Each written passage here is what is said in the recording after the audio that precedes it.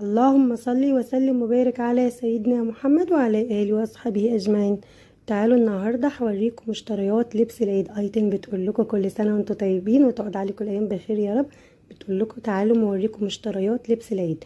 الفيديو ده متصور قبل العيد بأسبوع، بس والله كان عندي ضغط شوية في الفيديوهات، فكان في فيديوهات لازم أنزلها الأول بتاعت صيام ذي الحجة، فنزلتها الأول. بعد كده كان لازم صيام وقفة عرفات برضو نزلته. فوالله طبعا قبل العيد كنت مضغوطة ضغطة شديدة شوية، فقلت ايه هنزل فيديوهات الصيام الأول بعد كده لبس العيد، فكنت لازم برضو أمنتج الفيديو ده. فأنا أسفة طبعا، المفروض كان ينزل قبل العيد أو ينزل في العيد، بس والله غصب عني معرفتش انزله في العيد. كنت مضغوطة شوية قبل العيد وبعد العيد كنت مضغوطة شوية، وبعدين نزلت فيديوهات الصيام الاول، فقلت دلوقتي هنزله بعد العيد. اول حاجة الطقم بتاع ايتن جاي معاه كراسة صغيرة كده وقلم. الكراسة دي هي هتلون فيها، شكلها جميل تحفة عجبتها خالص. وبعدين ده الطقم جاكيت جينز، وعلى فكرة معاه بنطلون ابيض وكمان بادي ابيض. طقم العيد الصغير كان جاكيت جينز برضو وبادي ابيض وبنطلون جينز، انما ده جاكيت جينز وبادي ابيض وبنطلون ابيض. بصوا شكله تحفة في اللبس بصراحة خطير. بصوا الجمال تحفة.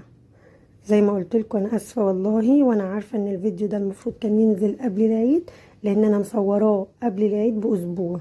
المفروض كان ينزل في اليوم اللي صورته فيه او تاني يوم على طول. انا اسفة حقكم عليا والله، كنت مضغوطة جدا وكان ورايا كذا فيديو بتاع الصيام فنزلتهم الاول.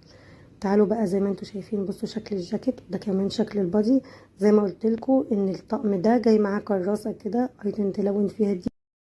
طبعا الاطفال بيعجبوا باي حاجة حتى لو بسيطة، فايتن عايزة اقول لكم ان هي طايرة بيها كده وعاجباها موت. طبعا البادي الابيض ده نازل منه سلاسل اللي هي الفض دي، شكله تحفة برضو، هو سادة كده ونزل منه سلاسل فضي.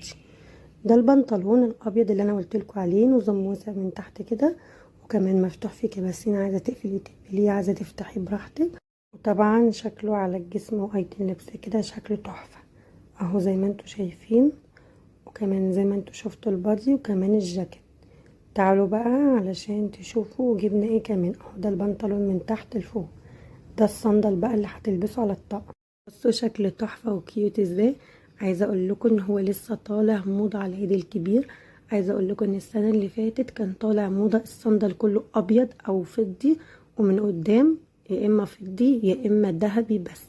السنة دي لا، جددوا شوية. طبعا هما بقوا محتارين يطلعوا موضة ايه، من كتر ما هم عملوا جميع الموديلات فبدأوا ايه، عملوا ايه بقى السنة دي، عملوا نفس